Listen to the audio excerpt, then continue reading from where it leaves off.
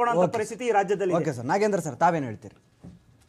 ಇವತ್ತು ರಾಜ್ಯದಲ್ಲಿ ಏನು ಗುತ್ತಿಗೆದಾರರ ಸರಣಿ ಸಾವುಗಳಾಗ್ತಾ ಇದೆಯಲ್ಲ, ಒಬ್ಬನು ಹೋರಾಟ ಮಾಡಿದ್ರೆ, ಒಬ್ಬ ಏನಾದರೂ ಅದನ್ನ ಪ್ರತಿಪಾದನೆ ಮಾಡಿದ್ರೆ ಇಮಿಡಿಯೇಟ್ ಅವ್ನು ಕೊಲೆ ಆಗ್ತದೆ. ಇವತ್ತೇನು ರಾಜ್ಯದ ಗುತ್ತಿಗೆದಾರ ಸಂಘದ ಅಸೋಸಿಯೇಷನ್ ಇದಾರಲ್ಲ, ಈ ರಾಜ್ಯದ ಗುತ್ತಿಗೆದಾರ ಪರವಾಗಿ ನಾನು ಅವ್ರಿಗೊಂದು ಥ್ಯಾಂಕ್ಸ್ ಅಂತ ಹೇಳ್ತೀನಿ. ಯಾಕಂದ್ರೆ ಸಮಸ್ಯೆ ಅಂತ ಬಂದಾಗ ಒಬ್ಬ ಗುತ್ತಿಗೆದಾರನ ಸಮಸ್ಯೆ ಬಂದಾಗ ಒಬ್ಬನೇ ಹೋರಾಟ ಮಾಡೋಂಥದ್ದಲ್ಲ. ಗುತ್ತಿಗೆದಾರರು ಒಬ್ಬ ಸಮಸ್ಯೆ ಬಂದಿದ್ದಾಗ ಇಡೀ ಒಂದು ಆ ಅಸೋಸಿಯೇಷನ್ ಇವತ್ತು ನಿಂತು ಇವತ್ತೇನು ರಾಷ್ಟ್ರಪತಿಗಳಿಗೆ, ರಾಜ್ಯದ CM-ಗೆ ದಯಾಮರಣ ಪತ್ರ ಬರೀತಾ ಇದ್ದಾರೋ, ಇದು ಒಂದು ಒಳ್ಳೆ ಉತ್ತಮ ಹೋರಾಟ ಅಂತ ಹೇಳ್ತೀನಿ. ಯಾಕಂತಂದ್ರೆ ಒಬ್ಬ ಹೋರಾಟ ಮಾಡಿದ್ರೆ ಕೊಲೆ ಆಗೋಗ್ತಾನೆ.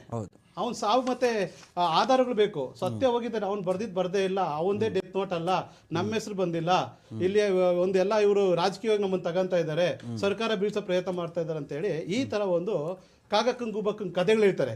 ಇವತ್ತು ಅಸೋಸಿಯೇಷನ್ ಅವ್ರು ಏನ್ ಮಾಡಿದ್ದಾರೆ ಅಂದ್ರೆ, ಇವತ್ತು 400 ರಿಂದ 450 ರಿಂದ 500 ಜನ ಕ್ಯೂರಿಯಸ್ ಇಲ್ಲಿರೋಂಥ ಗುತ್ತಿಗೆದಾರ